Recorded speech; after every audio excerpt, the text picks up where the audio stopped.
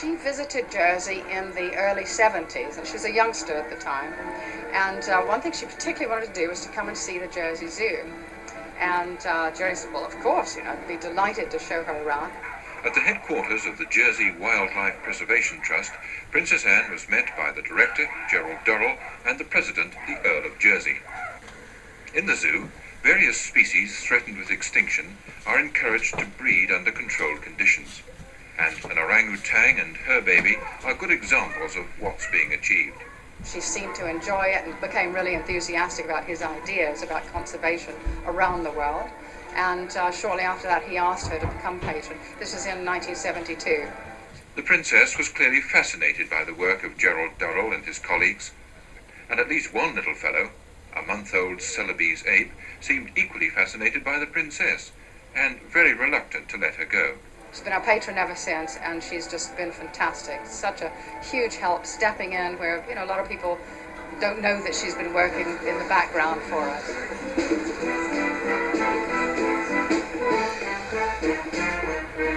The Princess Royal's been vocal in the past about the need for fundraising organisations to be run as efficiently as any other business. To that end, she recently held an innovative forum at the Palace for some of her charities to share ideas in these tough economic times. I think it was really successful. It was a group of 70 organisations that the Princess is patron of we'd not ever met before. And we found from a complete standing start there was so much in common between us. And the comment that stuck with me actually was I sat next to the person I should have met 5 years ago. So it was a great innovation.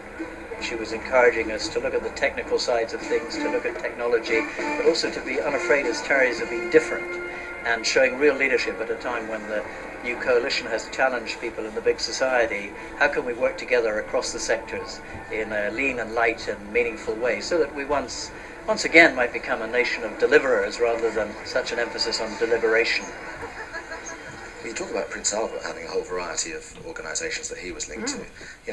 You are known to be the busiest member of the royal family. I just at random have picked a day from your schedule here, which included a president of the Animal Health Trust, hosting a fellowship reception. Then you move on to being patron of the Opportunity International organisation, to being a patron of the National Institute of Adult Continuing Education. Then you host a dinner here. You're president of Red R UK, and so it goes, and so it goes. You will be dismissive, I'm sure, but you only have to talk to anybody involved in any of those organisations who appreciate enormously what having you as their patron or their president brings to that organisation. Do you not worry sometimes that you maybe spread yourself too thinly? I think that's a perfectly justifiable concern, and I think I've pretty well stopped taking anything on. Only every time I say that, somebody, either the Queen Mother or perhaps my father might be saying, it's time I cut down, by the way, when you do this.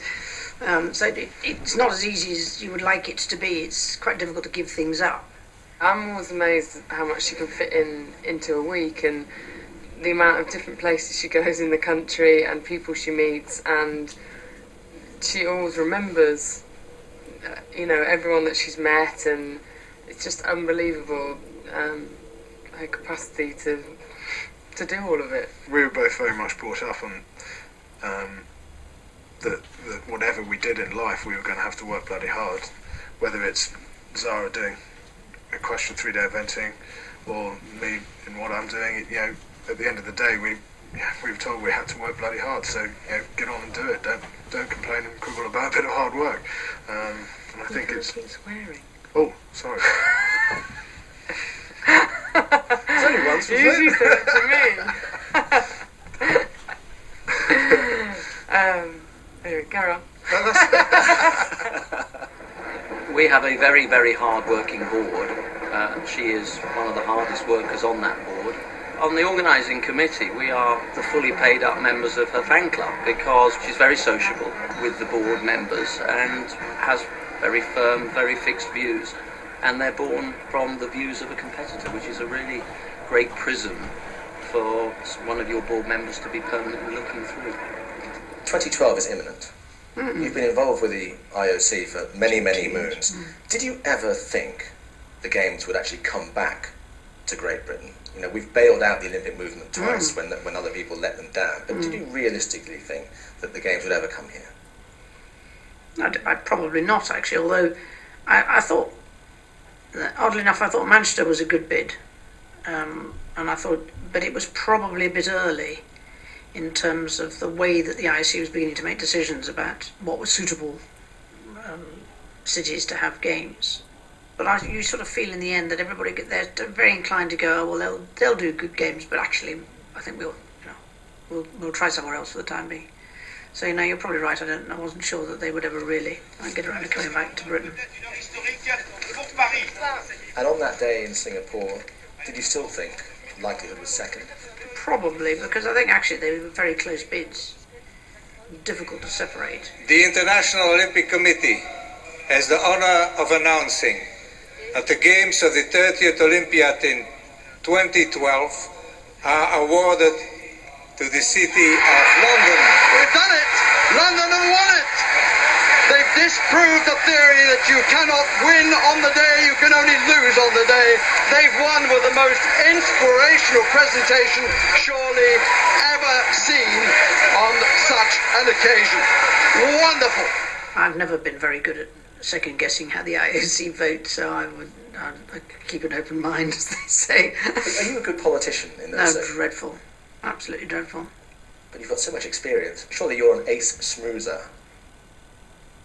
Please define. Well, that you're able to sort of just... What was that word? Schmoozer. You just move and sort of say hello, and you're able Sounds to... it's got much to do with politics, that, but there you go. I certainly don't do that. So no. I mean, No, I don't think British members have ever been very good at that. which is why we didn't get it for many years. Probably. Well done, Sebastian Coe and his team. Ken Livingstone, they're the Mayor of London. They're all going mad here. The games are coming to London for the first time since 1948. Absolutely brilliant. So now we've got London 2012. What does it bring to this country, do you think? Are you excited about it? Yes, I mean, you only have to go around the site, I think, to see what it's been able to do. That's a hell of a legacy, just to begin with. Never mind the sports legacy that might come afterwards. But we would be foolish to think that an Olympic Games is going to change people's habits overnight. But I do think it raises many more sports in people's conscious thought as options for interest and enthusiasm. Well, interesting you used the word might, the sports legacy that might be left behind, because that was one of the great selling points of us getting the bid. Do you feel that 5 years, 6 years hence, any more people are going to be doing PE, that sport will continue to occupy a higher place up the agenda, or that once the games have gone, it will go back to where it was before? There's probably a natural level, isn't there, in every society, which, sort of beyond which is really tough to get. But it depends how you define legacy. But you want more people partaking of exercise than you do just sitting on the sidelines. That would be better for everybody. Irrespective of how much you want to be there, how do you think she'd respond if you were selected for 2012? How proud do you think she'd be? I think she'd be very proud. She always has been, and she'll never ever stop the support that she's given me and in my career, or both of our careers. And it'd be amazing to get there, on home turf, and everyone might be able to come and watch. Is she going to be a good granny, do you think? Yes.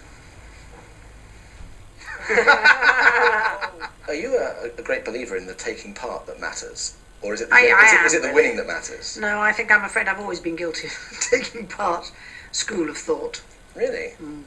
Because certainly talking to one or two people who rode against you in your brief appearance as a jockey on the flat, said you were very, very robust and very, very competitive, and winning was all. You get seen off by the stewards if you don't try. And getting a tremendous cheer, the Princess Wall, she's going to win it, racing up to the line. It's Techno Trumps who's clear and who's going to win it in tremendous style. Techno Trumps wins the Dresden Diamond Stakes. Sir Hilary second and third is Thomas Gypsy. You can't go from 3-day eventing, retire from that, and then decide you want to go jump racing. There has to be something there and flat racing, jump racing. There has to be a competitive edge there somewhere to want to keep you competing at the highest level in whichever discipline you decide to go in. So she's definitely competitive.